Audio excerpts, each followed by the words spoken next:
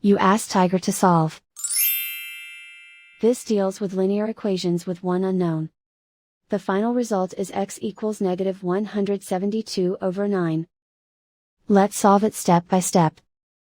Group all constants on the right side of the equation.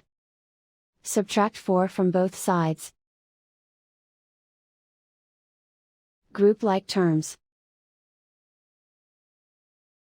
Simplify the arithmetic.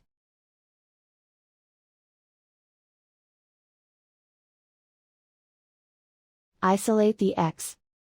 Divide both sides by -9. Cancel out the negatives. Simplify the fraction.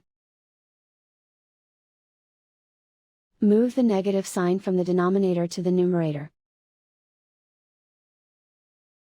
And so the final result is x equals negative 172/9.